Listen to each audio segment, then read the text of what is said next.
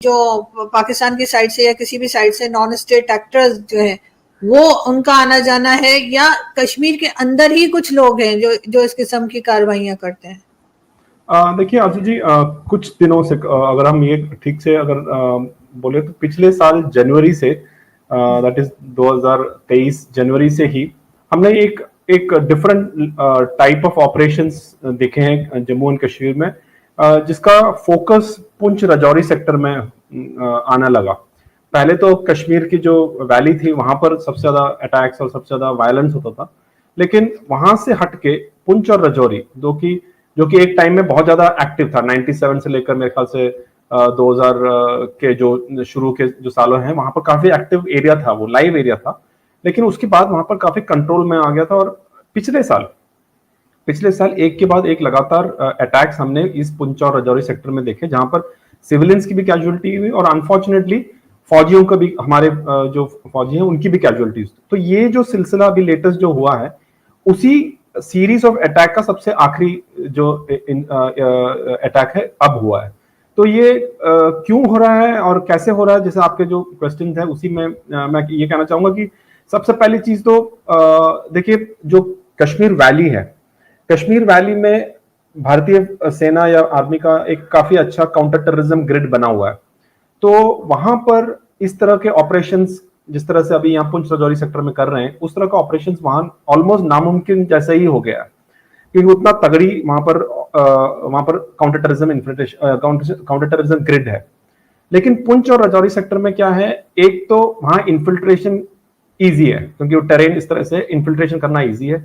दूसरी चीज, वहां से उस इलाके से कुछ एक आरआर के यूनिट्स, लद्दाख के जो इशू जब हुए थे 2020 में, तो यहां से उठ के वहां चले गए थे। तो एक वैक्यूम टाइप है, मैं ये नहीं कह रहा कि कंप्लीटली खाली हुआ है, लेकिन कुछ ट्रूप्स जरूर गए थे। तो जहां भी टेररिज्म होता है, और हमारे भी एक सीनियर ऑफिसर ने भी सही कहा है कि ये टेररिज्म पानी की तरह होता है, जहां कम रेजिस्टेंस होती है उस तरफ बहता है। तो जहां पर ज्यादा रेजिस्टेंस मिलेगा तो वहां रुकते नहीं है, जहां पर कम रेजिस्टेंस होता है पानी की तरफ वहां बहते हैं। तो मेरे ख्याल से जहां पर उन्होंने देखा कि इस इलाके में अभी फौजी थोड़ा कम हो गए, तो वहां पर उन्होंने अटैक करना शुरू किया। और उनकी अटैक भी बहुत सोची समझी अटैक है। उन्होंने वहां पर they have not engage in, जो कहते हैं ना, जो लास्ट मैन, मतलब फाइट करने वाला, वैसा नहीं है, एम्बुशेस कर रहे हैं। मतलब जब रोड आते हैं तो दोनों तरफ ऊपर बैठे होते हैं, वहां से फायर करते हैं, गाड़ियों के शीशे पे पहले फायर करते हैं, उसके बाद गाड़ियों पे लगातार फायर करते हैं, और फिर वहां से निकल जाते हैं। वहां पर खड़े होकर वो फायर फाइट या उस तरह से फाइटिंग करने का वो जो है वो नहीं कर रहे हैं वो। तो ये इस तरह का एक टैक्टिस है कि बेसिकली पाकिस्तान से जो हैंडलर्स हैं वो ये चाहते हैं कि कश्मीर की जो मुद्दा है वो हमेशा लाइव रहे। तो अगर कश्मीर की मुद्दे को लाइव रखना है तो कश्मीर वैली में थोड़ा सा मुश्किल हो रहा है उनको। तो इस इलाके में खासतौर पे जहां पर फौजी कम है अभी, तो उसको लाइव रखने के लिए उन्होंने ये एक नया ऑपरेशन स्ट्रैटेजी बनाया है, जो कि कॉन्वॉइस के ऊपर अटैक कर रहे हैं, फौजियों के जो मूवमेंट के उसके ऊपर अटैक कर रहे हैं। तो मेरे ख्याल से ये लेटेस्ट है, और उनका टाइमिंग भी बहुत सही चुना है। और आपने सही कहा कि जब इलेक्शंस होते हैं, खासतौर पर भारत पे जब भी इलेक्शंस होते हैं, तो वो हमेशा, क्योंकि पूरी की पूरी दुनिया का नजर उस टाइम भारत के ऊपर होता है। और खासतौर पे जो इस डिस्ट्रिक्ट है जहां पर इलेक्शन मई 25 को होने वाला है, जहां पुंछ और राजौरी, तो उससे पहले एक अटैक करने से क्या होता है, अब लाइमलाइट पे आ गया। तो मेरे ख्याल से ये एक कश्मीर के जो मुद्दा है उसको लाइव रखने का एक और अटेम्प्ट है। सर, मैं ये तो नहीं कहूंगी कि पाकिस्तान की तरफ से कभी कोई गया ही नहीं, या हमारे यहाँ से कभी बोला ही नहीं गया कश्मीर को लेकर। बिल्कुल स्टेटमेंट्स दी जाती हैं, और कई बार ये भी कहा जाता है कि जी नॉन स्टेट एक्टर हैं तो हम क्या करें। इस किस्म की स्टेटमेंट्स भी आई हैं। उससे पहले कुछ सालों पहले हमने देखा था कि हाफिज सईद को जब इन्होंने अरेस्ट नहीं किया था या हाउस अरेस्ट नहीं किया था, तब उसकी स्टेटमेंट भी आया करती थी। तो वो एक टेंशन तो चलती है। लेकिन अगर हम जैसे बलूचिस्तान को देखते हैं, तो बलूचिस्तान के लिए बार बार पाकिस्तान कहता है कि जी भारत जिम्मेदार है, जी भारत की तरफ से ये हो गया, भारत की तरफ से वो हो गया। लेकिन कई बार अंदर जो लोग हैं बलूचिस्तान के, अपने जो एक्टिविस्ट हैं या अपने जो लोग हैं, वो भी किसी ना किसी वजह से गवर्नमेंट से नाराज होते हैं। तो वो इस किस्म की कोई ब्लास्ट या कभी कोई चीज करते हैं जिससे कि गवर्नमेंट की अटेंशन हो या पूरा दुनिया उनकी तरफ देखना शुरू कर दे। आपको नहीं लगता कि पाकिस्तान के साथ तो चले जो टेंशन कश्मीर की है सो है, लेकिन कश्मीर के अपने अंदर भी कुछ ऐसे एलिमेंट्स हैं, कुछ ऐसे लोग हैं जो इस किस्म के अटैक्स को जो है वो प्लान करते हैं और उसके बाद उसको करते हैं ताकि वो अपना कोई भी सही गलत मैं उसमें नहीं पढ़ूंगी लेकिन कोई मैसेज देने के लिए कोई बात करने के लिए, या आप समझते हैं कि नहीं सिर्फ और सिर्फ पाकिस्तान ही रिस्पॉन्सिबल है? देखिए आजू जी, एक टाइम मैं ये मानता हूं कि पहले जब था तो कश्मीर के जो, और मैं जब कश्मीर बोल रहा हूँ, ये जम्मू एंड कश्मीर, ये जो पुंछ राजौरी, ये पूरा के इलाके को लेके बोल रहा हूँ, लद्दाख को छोड़ के बोल रहा हूँ मैं। तो एक टाइम था जबकि लोगों के अंदर एक भावना थी कि हमें इग्नोर किया जा रहा है, या हमें जिस तरह से हमें देखना चाहिए उस तरह से नहीं मिल रहा। वो उसका भी कारण ये है कि जो वहां के लोकल पॉलिटिशियंस है, उन्होंने अपने जो फायदा के लिए इस तरह का नैरेटिव्स क्रिएट किए थे कि ताकि वो कश्मीरियां अलग और भारतीय के बाकी लोग अलग करके इस तरह के नैरेटिव उन्होंने किया था। लेकिन ग्राउंड पे हालात वैसे नहीं थे। अब क्या है, वो चेंज बिल्कुल हो गया है। अब आप देखिए, मैं इसलिए बोल रहा हूँ कि जहां पर सबसे ज्यादा प्रॉब्लम होना चाहिए तो कश्मीर में जो वैली है, वहां वायलेंस बहुत ज्यादा कम आ गया है।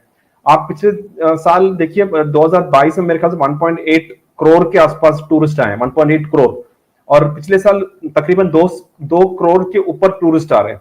तो उधर इतना ज्यादा डेवलपमेंट आ रहा है। आप देखिए, टनल है, जो वर्ल्ड्स हाईएस्ट टनल है वो बन रहा है, वर्ल्ड्स लॉन्गेस्ट टनल है वहां बन रहा है। एम्स जो ऑल इंडिया मेडिकल इंस्टीट्यूट है, इंडियन इंस्टीट्यूट ऑफ टेक्नोलॉजी है, ये सब चीजें जो इंफ्रास्ट्रक्चर डेवलपमेंट, यूथ के लिए जो प्रोग्राम्स हैं, ये सब कुछ कश्मीर में आ रहा है। तो आज की तारीख में, जैसे आप भी जिस मीडिया में हो, सोशल मीडिया में इतने एक्टिव रहते हो, तो आजकल क्या है, कोई भी चीज को छुपाया नहीं जा सकता आरजू जी। चाहे हम, मतलब मैं बोलने से या आप बोलने से लोग शायद नहीं मानेंगे, लेकिन जो ग्राउंड पे हो रहा है वहां पर हर आदमी जर्नलिस्ट है, हर आदमी इन्फ्लुएंसर है। कश्मीर में आज तो हर आदमी अपना यूट्यूब चैनल और सब कुछ कर रहा है। तो मेरे ख्याल से मैं ये नहीं कहूंगा कि 100% हमने सारे प्रॉब्लम का हल कर दिया, लेकिन जिस तरह से पहले होता था कि ये जो नैरेटिव था कि हमारा वहां पर देखभाल नहीं हो रहा, वो से हटके अब वहां पर भारत माता की जय और इस तरह की चीजें वहां पर ज्यादा होने लगा है। उसका कारण ये है कि लोगों के इश्यूज को एड्रेस किया जा रहा है, लोगों के जो डेवलपमेंट इश्यूज हैं, जो रोजी रोटी की वाली बात है, उसको एड्रेस किया जा रहा है। लेकिन अभी भी बहुत सारी चीजें करना है। तो इस सिलसिले में जब हम देखते हैं, ये जो चीजें हैं अभी जो हो रहा है, वो कैलिब्रेटेड हो रहा है फ्रॉम पाकिस्तान, जो डीप स्टेट है वहां से हो रहा है। यस, मैं ये मान सकता हूं कि यहाँ पे भी कुछ लोग हैं जो उनको सपोर्ट करते हैं। वो तो हर जगह पर होते ही होते हैं। जैसे आपने बलूचिस्तान का नाम लिया, तो उस तरह पे वहां पर लोकल्स भी होंगे, उनको पैसे के लालच होगा, कोई किसी और वजह से लालच होगा। मैं ये नहीं बोल रहा कि 100% यहाँ पर कोई नहीं है, यहाँ के भी लोकल्स हैं, उनका अपना अपना कारण होगा। लेकिन जिस हालात में थे पहले, जो रिजेंटमेंट थी, जो जो जिस तरह के, वो हट गया है आरजू जी, वो कंप्लीटली हट गया।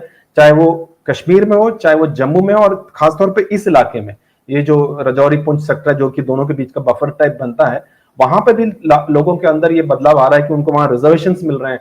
तो कई सारी चीजें हैं जो जिनकी वजह से जो हालात पहले थे, आज वो जेन्युइन सा कोई रीजन नहीं है जिसकी वजह से अगर मैं आपकी बात मानूं कि लोगों के अंदर ही इतना ज्यादा गुस्सा आ गया कि वो करे, वो जेन्युइन कोई रीजन आज की तारीख में नहीं है। बिल्कुल ऐसा है। लेकिन सर, आपके डिफेंस मिनिस्टर साहब ने कुछ टाइम पहले कहा, पाकिस्तान में टेररिज्म के हवाले से उन्होंने बात की और कहा, रेफरेंस देते हुए उन्होंने कहा कि जी वही जो आप लोग कहते हैं घुस के मारेंगे, उस तरह की बात हुई और हमारे यहाँ एक हंगामा हो गया। उसके नेक्स्ट डे उन्होंने कहा कि जी पाकिस्तान को अगर नहीं संभाला जा रहा, टेररिज्म को नहीं रोक पा रहे, तो हम मिलके भी काम कर सकते हैं। मेरा ख्याल है वो ज्यादा सेंसिबल बात थी जो उन्होंने की।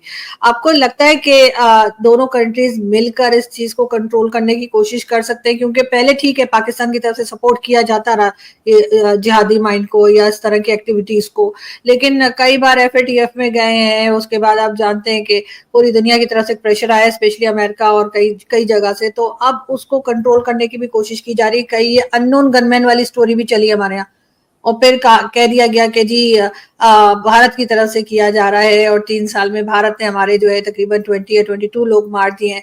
लेकिन बहुत से लोगों का ये भी ख्याल है कि पाकिस्तान के लोग या एजेंसीज भी कहीं ना कहीं जो है, अगर इन केस अगर 1% मान लिया जाए भारत कर रहा है, तो तब भी एजेंसी जो है पाकिस्तान की वो इन्वॉल्व है और शायद उनको गाइड कर रही है कि कौन कहाँ है और क्या है। आपको लगता है कि मिलकर ये कोई काम कर सकते हैं?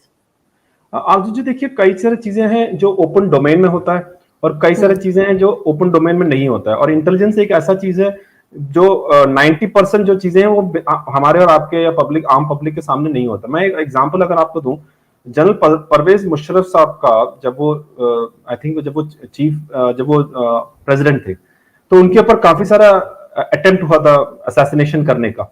तो उनको जो इनपुट्स दिया था, उसमें से इंडिया ने भी उनको इनपुट्स दिया था कि आपके अगेंस्ट इस टाइम पे इस तरह का अटैक होने वाला है, और वो सही साबित हुए थे। तो मेरे ख्याल से जो इंटेलिजेंस का जो शेयरिंग होता है, वो इंटेलिजेंस शेयरिंग एक सिस्टम होती है, वो हर कंट्री के बीच में होता है, और मेरे ख्याल से खास तौर पे इंडिया और पाकिस्तान के बीच में होना बहुत जरूरी है, क्योंकि ऐसे लोग हैं जो कि बिल्कुल ही रैडिकल, बिल्कुल ही जो बुद्धि से जो बिल्कुल भ्रष्ट हो गए हैं, वो कुछ भी कर सकते हैं। तो उससे चाहे वो भारत के खिलाफ ही करने की प्लानिंग हो, लेकिन उससे क्या होगा कि जो पाकिस्तान के अंदर भी बहुत बड़ा उसका सदमा पहुंच सकता है। गरीबी, भूखमरी, महंगाई और बदहाली से जूझ रहे पाकिस्तान का बड़बोलापन नहीं जा रहा है। एक तरफ तो देश का खाना खर्चा चलाने के लिए दुनिया भर में कर्ज मांग रहा है और दूसरी ओर भारत को पीछे छोड़ने की बात भी करता है। हालिया बयान पाकिस्तान के प्रधानमंत्री शहबाज शरीफ का है। उन्होंने कहा कि टैक्स वसूली में पाकिस्तान भारत से आगे निकल सकता है, बशर्ते कि सरकार को एक चीज का साथ मिले। उनका यह बयान भारत के अप्रैल महीने में रिकॉर्ड जीएसटी कलेक्शन को देखकर आया है। हाल में पाकिस्तान को अंतर्राष्ट्रीय मुद्रा कोष यानी IMF से 24वीं बार $1 अरब का कर्ज मिला है। इस बीच भारत ने अप्रैल महीने में पहली बार 2 लाख करोड़ रुपए का जीएसटी कलेक्शन का आंकड़ा पेश किया, और इस आंकड़े को देख पाकिस्तान के PM ने भी कह दिया कि भारत हमसे बहुत आगे है, लेकिन पाकिस्तान के लोग ईमानदारी से कड़ी मेहनत करें तो हम भारतीय अर्थव्यवस्था को भी पीछे छोड़ सकते हैं। हालांकि पाक PM का यह बयान पूरी तरह से बचकाना लगता है, क्योंकि पाकिस्तान की GDP भारत के मुकाबले कहीं दिखाई नहीं देती है। पाकिस्तान के प्रधानमंत्री ने कहा कि हमारे देश में लोग ईमानदारी से टैक्स भरे तो हमारी अर्थव्यवस्था मजबूत हो सकती है। हमारे देश में टैक्स चोरी बढ़ती जा रही है। एक तरफ तो देश नकदी संकट से जूझ रहा है और दूसरी तरफ टैक्स चोरी की घटनाएं बढ़ती ही जा रही है। साल 2022-23 में पाकिस्तान में $20 अरब करीब 1.64 लाख करोड़ रुपए की टैक्स चोरी का खुलासा हुआ। यह पाकिस्तान की कुल GDP का करीब 6.9% है। पाकिस्तानी प्रधानमंत्री ने यह स्वीकार किया कि उनके देश में भ्रष्टाचार चरम पर है। इसकी वजह से सरकारी खजाने को 3 गुना नुकसान हो रहा है। पाक PM ने फेडरल ब्यूरो ऑफ रेवेन्यू के एक कार्यक्रम में कहा, हमारे देश में 9.4 लाख करोड़ का सालाना टैक्स वसूली के लक्ष्य के मुकाबले करीब 24 करोड़ की टैक्स वसूली क्षमता है, बशर्ते कि लोग ईमानदारी से टैक्स चुकाएं और भ्रष्टाचार पर लगाम कसे। शहबाज शरीफ को न चाहते हुए भी भारत की तारीफ करनी पड़ी। उन्होंने कहा कि पड़ोसी देश हमसे बहुत आगे है। पाकिस्तान तमाम चुनौतियों से जूझ रहा है, जिसमें राजस्व वसूली भी एक बड़ी समस्या है। टैक्स चोरी और भ्रष्टाचार की वजह से सरकारी खजाना कमजोर हो रहा है। मजबूरी में हमें IMF के पास जाकर कर्ज मांगना पड़ रहा है, लेकिन हम सुधार की तरफ कदम बढ़ाएंगे और भ्रष्ट अधिकारियों के खिलाफ सख्त रुख अपनाएंगे।